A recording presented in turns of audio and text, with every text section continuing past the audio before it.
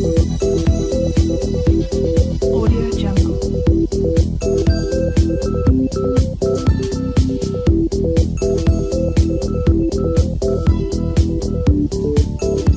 Jungle.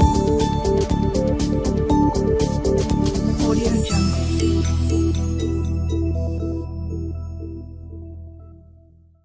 Muy buenas, sed todos bienvenidos. Hoy vamos a resolver el ejercicio 6 de la opción B del examen de reserva 1 del año 2017. En él nos dicen que cuando el ácido nítrico reacciona con sulfuro de hidrógeno gaseoso, se va a originar azufre elemental, monóxido de nitrógeno y agua. Nos piden que para esta ecuación establezcamos su ajuste molecular por el método del ión-electrón.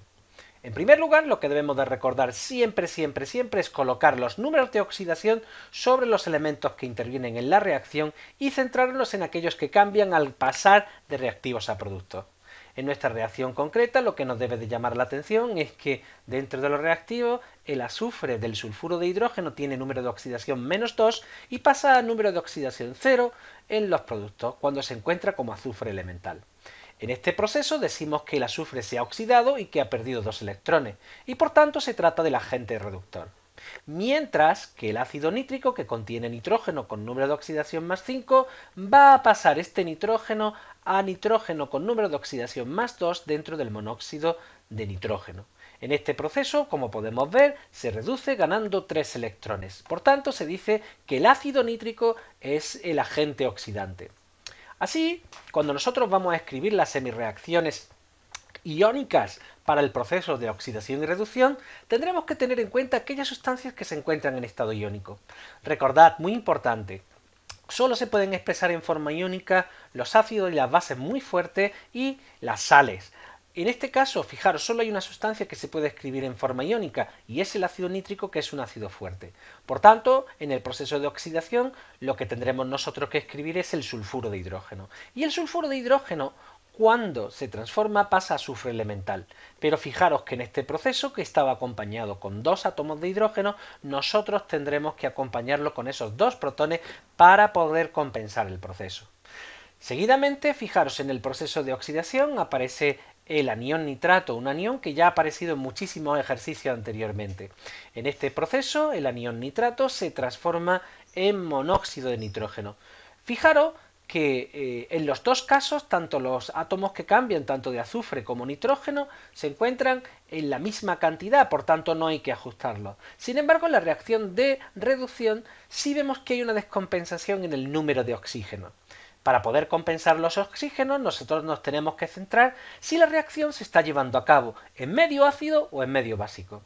Al tratarse de un medio ácido, por tratarse el ácido nítrico de un ácido fuerte, nosotros, para compensar los átomos de oxígeno, añadiremos moléculas de agua en aquel término de la reacción en el que falten átomos de oxígeno. En este caso se trataría en la semireacción de reducción en el apartado de productos. Como entran 3 átomos de oxígeno en los reactivos, nosotros añadiremos 2 moléculas de agua para tener el número total de átomos de oxígeno en los productos. Fijaros que al introducir agua estamos también desajustando el número de átomos de hidrógeno. Ahora ya tenemos 4 átomos de hidrógeno dentro de la semireacción de reducción en la parte de productos.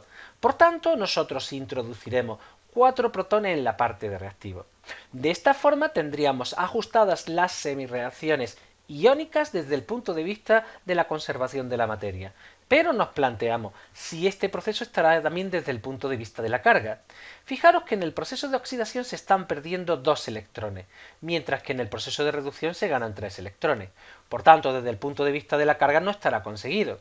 Así que para poder compensar la carga, lo que haremos será la semireacción de oxidación multiplicarla por 3 y la semireacción de reducción multiplicarla por 2. De forma que al final el proceso se puede representar como estáis viendo, un proceso en el cual en la oxidación se pierden 6 electrones y mientras que en la reducción se ganan 6 electrones. Una vez que ya tenemos las 2 semireacciones iónicas ajustadas desde el punto de vista de la materia y de la carga, lo que hacemos es sumar las dos para obtener así lo que se llamaría la reacción iónica ajustada. Fijaros que especies iónicas en este caso quedan muy pocas y como los protones van a ir acompañando a las moléculas de ácido nítrico, nosotros podemos simplemente cancelar 6 de los reactivos con 6 de los productos y terminar uniendo las dos protones que aparecen con los dos iones o aniones nitrato, de forma que el ajuste rápidamente se termina. Y podremos decir que cuando 3 moles de sulfuro de hidrógeno se combinan con 2 moles de ácido nítrico, se van a formar 3 moles de azufre elemental, 2 moles de monóxido de nitrógeno gaseoso y 4 moles de agua. A partir de aquí ya solo nos queda, resolver la parte estequiométrica del problema. Para ello, como siempre, nosotros partimos a nuestro esquema. Fijaros, en el primer apartado nos dicen ¿qué volumen de sulfuro de hidrógeno, recordad que era un gas, medido a 70 grados centígrados y 800 milímetros de mercurio, será necesario para que reaccione con 300 mililitros de una disolución 0,3 molar de ácido nítrico? Recordad que nosotros no podemos pasar de forma directa de una magnitud física como es el volumen de una disolución a un volumen de gas. Lo que nosotros tenemos que usar es el concepto de cantidad de sustancia química. Y para ello lo que vamos a intentar es transformar estas magnitudes físicas en cantidad de sustancia química. Así que como el dato real con el cual partimos es la cantidad de ácido nítrico, los 300 mililitros, vamos a intentar transformar estos 300 mililitros de disolución en moles. Para ello lo que nosotros vamos a hacer es utilizar, como nos dan la molaridad, para poder determinar cuántos moles de ácido nítrico hay en esos 300 mililitros. Teniendo en cuenta que como la disolución es 0,3 molar, lo que quiere decir esto es que en cada litro de disolución tendremos 0,3 moles de ácido nítrico puro. Una vez que tenemos los moles de ácido nítrico puro, lo que vamos a establecer es la relación que existe entre el ácido nítrico y la sustancia con la que va a reaccionar, mediante la estequiometría. En este proceso, fijaros cómo por cada 2 moles de ácido nítrico que incorporamos a la reacción, será necesario utilizar 3 moles de sulfuro de hidrógeno. Una vez que tenemos los moles de sulfuro de hidrógeno, determinar qué volumen ocupan cuando se encuentran en estado gaseoso será bien sencillo si utilizamos la ecuación de los gases ideales. Algo importante, fijaros, en la ecuación de los gases ideales siempre aparece la constante de los gases. La constante de los gases me determina en qué unidades van a aparecer todas las magnitudes que aparecen en esta ecuación. Fijaros que la constante de los gases se definía en atmósferas, litro, mol y grado Kelvin. Y en estas unidades tienen que aparecer cada una de las sustancias en la ecuación. Por tanto, será importante que cuando nosotros vamos a utilizar nuestro factor de conversión, lo que tengamos en cuenta en la cabeza es que la temperatura de 70 grados centígrados tendremos que haberla expresado en grados Kelvin y también que nosotros los 800 milímetros de mercurio tendríamos que haberlos pasado a atmósfera. Para ello es importante recordar cómo se pasaba de grados centígrados a grados Kelvin sumándole 273 y cómo la relación que existía entre una atmósfera y los milímetros de mercurio es que una atmósfera era igual a 760 milímetros de mercurio. De esta forma llegamos a que el volumen que es necesario para llevar a cabo la reacción es de 607 litros de sulfuro de hidrógeno.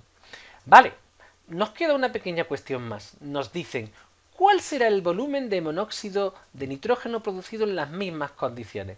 Y aquí viene una cosa muy importante a recordar. Fijaros, cuando mantenemos las condiciones de presión y de temperatura, el volumen solo depende de la proporción del número de moléculas que haya dentro del recipiente.